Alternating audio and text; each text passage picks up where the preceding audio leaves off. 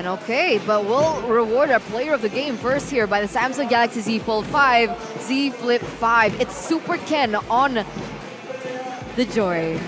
Bringing everyone just so much joy. Only taken down twice. I think in terms of mechanics, Super Ken on the joy, it's something to be feared. Yeah, indeed. And there was no lockdown from Evos. That still tilts me up until this point.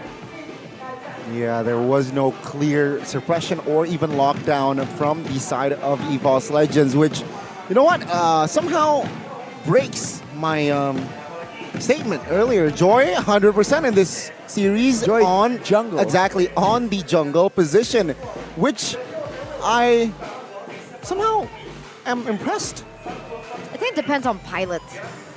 Right? Well, Kyrie Joy. It depends on the situation Super as well. Ken And Joy. Exactly. situation. Right, against Because- a team with no lockdown, Exactly. with so many more targets, like the Btr, like the Farsa. Yeah. Oof, man. Because like Taz didn't have as good of a time as Super Ken did.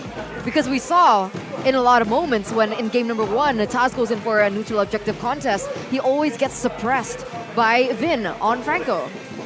There's also a lot more tanking heroes, a lot more mobility and escape in the heroes that Btr had in the first game. There was a Valentina, there was the Claude as well that can really gain distance against the Joy.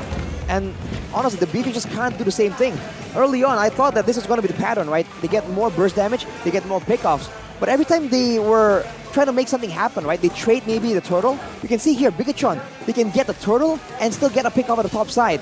And even when they lose a member, it's always only one guy and it gets immediately traded back, punished by the rest of the team. So Evos Legends, essentially, they just get mechanically outmaneuvered here. So much value for every rotation they make. So different to Evos. Very different indeed, and you can see here at this, I think this is where the point was where Btr really solidifies their lead. Even though they made a mistake here, but still the lead that Btr built was untouchable. Evos Legends couldn't really do much, as Van Strong was just a target, was a punching bag for Super Ken. Also, can we talk about Super Moreno? His snipes, man. Holy moly! The amount of times he was able to land that snipe, get a good pick for Btr Alpha onto Evos Legends, man. Boom. Super Ken is insane. Well, Super Marino also had nobody diving towards him, so he had a free time in the back line, just sniping down members of Evos Legends, which is why, again, the fact that Btr hit that pick till the last moment was so smart from Coach Aldo. There was really no solution from Evos at all. Unlike game number 1, even if they want to try and counter by engaging on a full-on team fight, how are they supposed to do so?